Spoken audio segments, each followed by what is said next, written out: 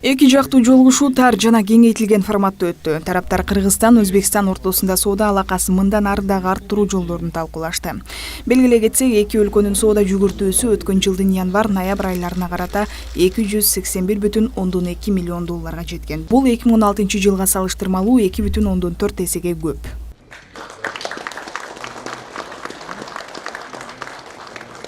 Кыргызстандын ишканалары Өзбекстанга эт, сүт азыктары, картошка, жер-жемиш, кургатылган жемиш жана төө бурчак сыяктуу табигый таза айыл чарба продукциясын сатууга даяр. Былтыр өлкө аймагында 395 миң тонна эт өндүрүлүп, 1 миллион тоннадан ашуун жашылча, 103 миң тонна төө бурчак жана 1 миллион 400 миң тонна картошка өстүрүлгөн.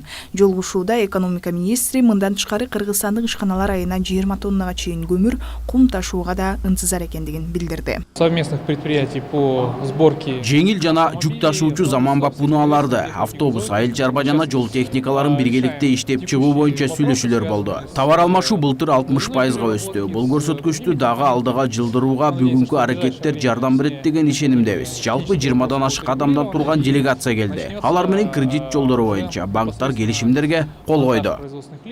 Кыргызстан Өзбекстандан жер семирткич алууга кызыктар. Бул багытта кызматташууга Өзбекстан даяр экендигин коңшу өлкөнүн министри айтат.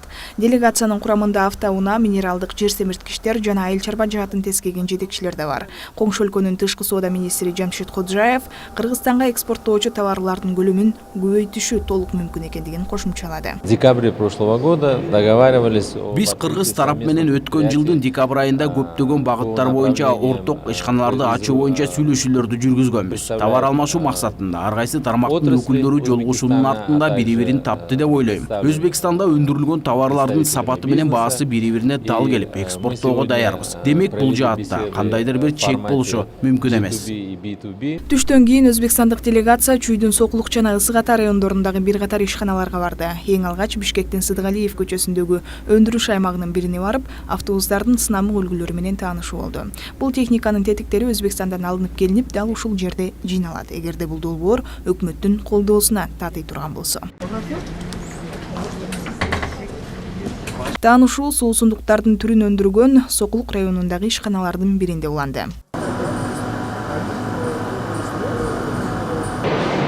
Вся продукция, в принципе, экспорта. Өндүрүмдүн баары эл аралык эрежелерге жооп берет деген сертификатка экспорттоого да мүмкүнчүлүк бар. Учурда Сауд Арабия, Дубай, Катар, Тажикстан, Кытай өлкөлөрү менен кызматташуу жолундабыз. Бизге чектеш Өзбекстан менен иштешүүгө абдан кызыктарбыз. Анткени эки жак үчүн тең чоң жетишкендиктерди алып келет деп ойлойм. Өз ара кызматташуу өнүгүп жатканына кубанычтабыз жана салымыбызды кошууга даярбыз.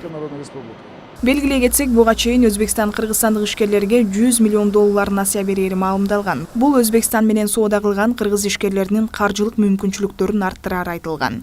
Кыргыз жана өзбек расмий адамдарынын айтымында эки өлкөнүн соода жүгүртүүсүнүн бир жылдык көлөмү 250 миллион доллардын тегерегинде. Жайнагүл Талас кызы, Норузбек Абылов, Нурдан Карыпбеков, Пирамида.